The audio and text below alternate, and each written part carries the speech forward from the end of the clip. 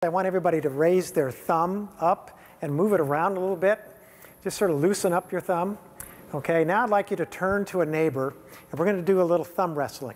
Okay? You don't have to do it if you don't want, but if you would, everybody grab, grab together. You've done this before, and every time there is a put down, you get a point, and I want you to count the number of points you get in 30 seconds. Go. 30 seconds. Go.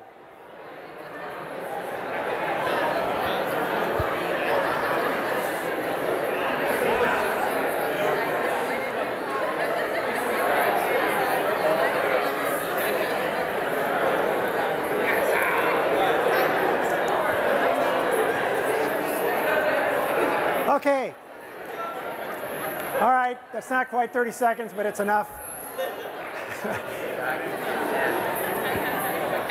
How many points? Just tell me how many points you got. How many got 5 or 3? How many got 30? Okay. How many? Okay, so why did you get 30? You collaborated together. What does that mean? You sort of agreed to put your front thumbs down at the same time? Why did you get just, where was the 3s that I saw? Why was that, you think? They were sort of blurry anyway, and I did it quickly on purpose. What was your mental model going into this? When I said that it was competition, right? And your mental model was something different, right? Wait a minute. All right, there's an alternative. Okay, that's what the shift from me to we is about. I don't have to go on at all, really, okay? It's about the way we think, our beliefs and assumptions, and we accomplish much more by working together than we did by working competitively against each other. That doesn't mean that competition isn't part of this resiliency movement, but it means that we have to think about what our mental models are, our beliefs, assumptions, et cetera. So I want to talk a little bit about that, see if I can get this to work here. First of all, I was doing a lot of research in about 5, 6, 8 years ago, and ended up writing a book that a lot of people helped with, some people in this room entirely, and it was about how do we change our thinking and behaviors to address issues like climate change. And some of the people, especially the scientists, kept saying, you sort of got it wrong. You're starting from where we are now, but the reality is we're locked in to 2 degrees Celsius increase for the most part, and maybe a lot higher. So how should we be thinking and acting given that reality? And so I started to think, well, that's got to be the real issue. And in fact, at least the way we normally define sustainability is the ability to sort of maintain systems or something that we define as important over time. There's no sustainability in that sense at 2 degrees Celsius. To the contrary, we're likely going to be a constant series of crisis management and triage, where we're trying to say we're going to try to protect and maintain this, and we're going to have to give up on this. And we'll call that adaptation, of course. So it's important, so the framework, you could even think about resilience. Resilience to what, as Missy said, but start with where we're going to be. You know, we might be way beyond 2 degrees. So I started from that perspective, what does it mean to think and act when we're now in a world from 2 degrees Celsius? Clearly the work you're doing of trying to prepare your physical systems, your buildings, your infrastructure, et cetera, and biological systems, helping them figure out how to adapt, that's all critical. But as we've just talked about, and as all you know, we don't really know a lot yet. You know, and there's all these surprises that are going to keep hitting us. There's one thing that is sure, though, that there will be more and more psychosociological stress, right? Because of the uncertainties that are going to be hitting us all the time. And consequently, the most important form of resiliency I think we can focus on is social resiliency.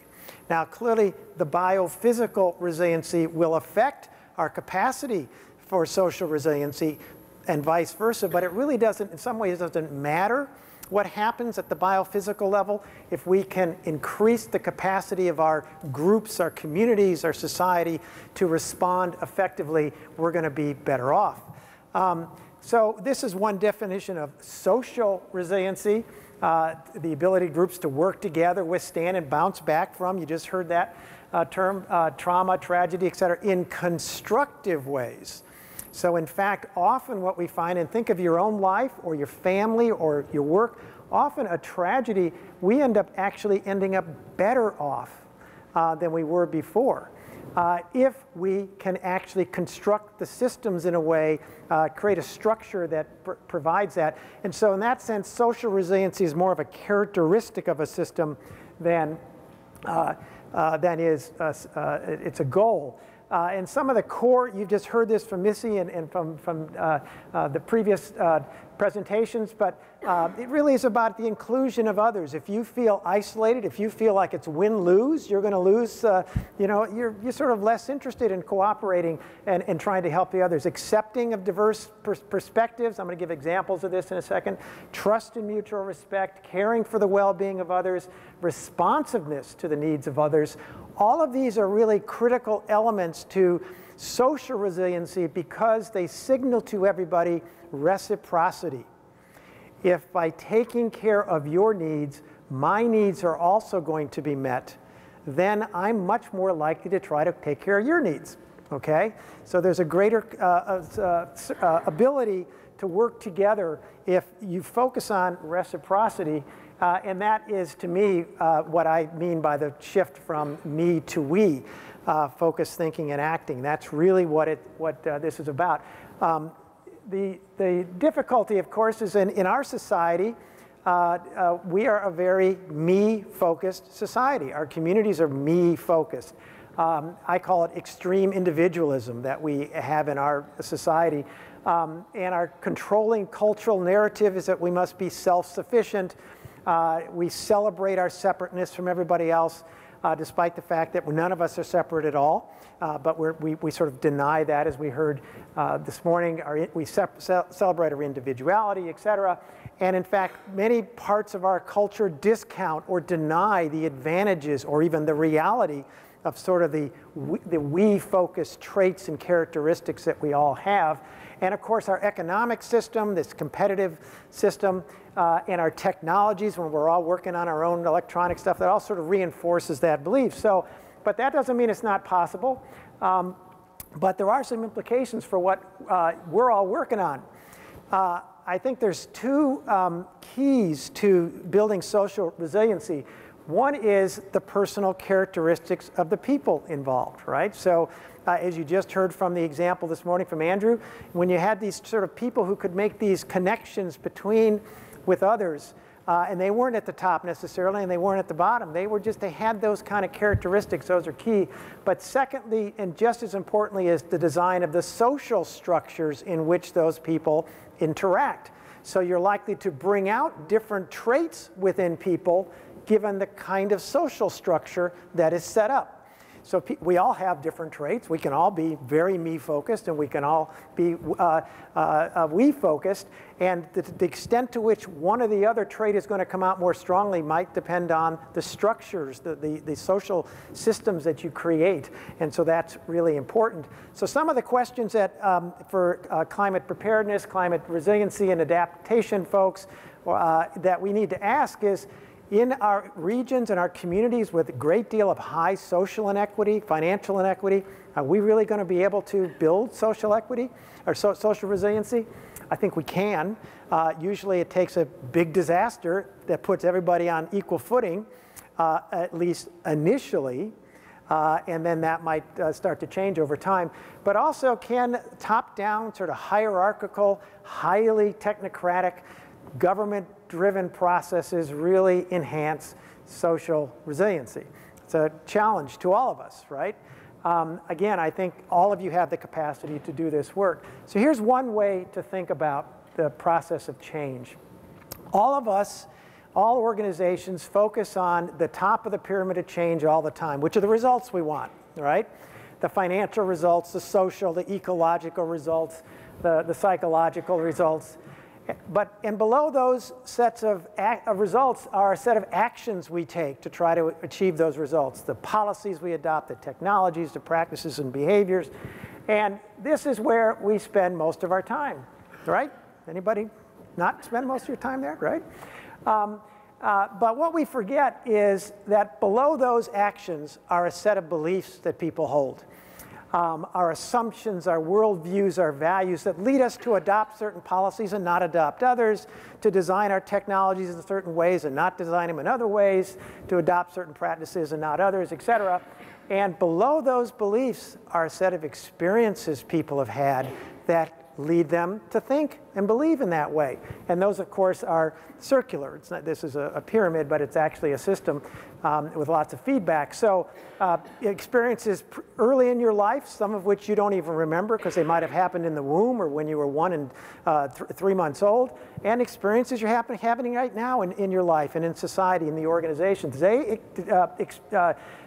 shape your beliefs, which reinforce the kind of actions you're going to take and lead to the kind of results you get. So if you really want to build social resilience, you've got to focus on the lower aspects of the pyramid of change as much or more as you do on the top of the pyramid of change. So you can do that by focusing on actions, but make sure those actions are aimed at helping people examine and change their beliefs or alter their beliefs, expand their beliefs. Rather than just putting in more solar panels to get renewable energy, the question is, why? Why do we need that? How do we help people learn through that experience and expand their beliefs or reshape their beliefs? So some examples of how you can consciously build social resilience. You really want to focus on experiences, putting people into a setting where they begin to reshape, expand, question at least their current beliefs, and begin to help them grasp the idea of interdependencies that we've heard about, cause and effect, and reciprocity. Generally, to really build positive social resiliency, you need to emphasize positive change. Even when there's a disaster, how do we end up better off in this situation? Has very similar similarities to positive psychology. And if you don't know about that, we can talk about that. But the basic belief is we can achieve more together than we can alone. And you have to create structures to help people realize that. You often want to sort of design your strategies with very specific stresses in mind. So and it's just a way to test it out, even though there's a lot of different stresses that'll happen as climate change unfolds that we don't know about. And it requires building both deliberative mechanisms for people from diverse perspectives, economic situations, et cetera, to come together to talk, plan, exchange ideas, et cetera, as well as governance structures. Our top-down kind of governance structure doesn't work too well, as we just heard in New Orleans and elsewhere. They were gone, you know, when the real impacts hit. So here's, you don't have to read this all, you can get this on the PowerPoint, but here's some sample interventions for small groups. Again, you see this, the traits you want, the mutuality, generosity, but there's some intervention types that we know work. Social scientists have tested these. You can do some analysis of how people are interacting. I worked as a family therapist for many years early in my career, and that's the kind of work we would do. You know, how are they relating together? Where are the blocks? Do some problem solving together, some diversity training. But you can tier that up to larger social groups also by focusing on social resiliency analysis. Do an analysis. How do we think our community or our group will respond now to a major stress? Who's going to likely lead and step forward? What's likely to happen, et cetera? But you also have to then try to figure out how do we distribute the resources that we have more equally? And take a couple of other those steps. I've got just a minute left. So here's just a few examples from other fields.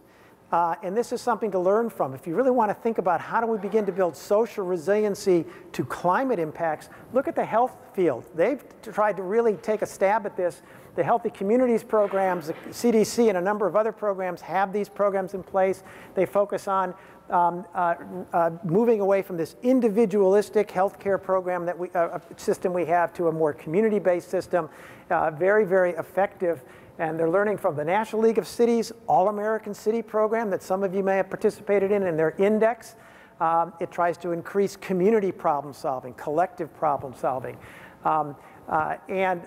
Even there's a strong movement for resiliency building within youth and children. The Cornerstone Center's program is really one of the leaders. It focuses on, again, strengths. It's peer-supported facilitation and problem solving. It's a very different model than what we've used.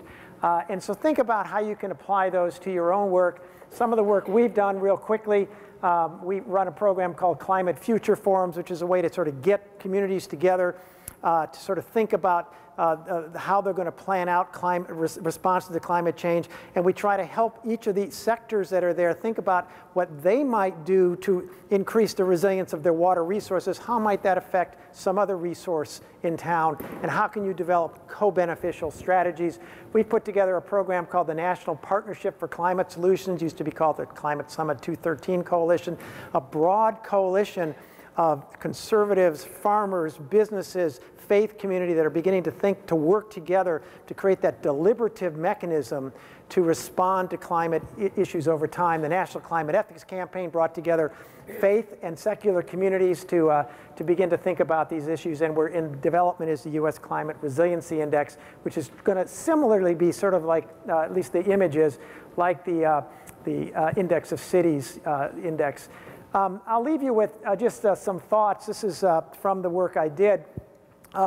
That when you work with groups to help them think about what social resiliency means or what this shift from me to we means, there's some laws you can help them understand and some commitments that you can begin to talk about it. You don't have to use these words. You can do it in any way you want. But the law of interdependency, we're all interdependent, okay? And you can do that through some very simple, in the book I have, there's some simple exercises, one of which is just take a breath and figure out where that breath came from.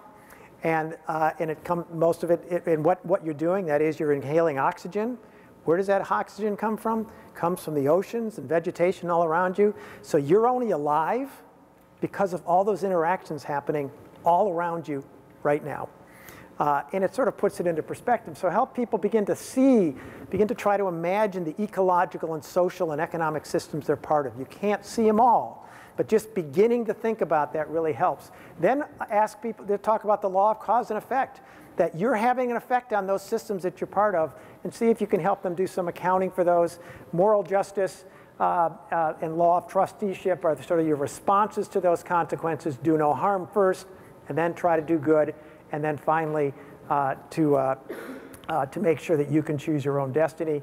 I'll close with this. I like to always close with this. You are the leaders in this field, and you can only expect difficult times and challenging times ahead. So if it's okay, I'll read this just to close. Think about yourself now and the people you work with. Leaders are called to stand in that lonely place between the no longer and the not yet, and intentionally make decisions that will bind, forge, move, and create history. We are not called to be popular. We are not called to be safe. We are not called to follow. We are the ones called to change attitudes, to risk displeasures, and we are the ones called to gamble our lives for a better world. And that's your challenge. Thank you.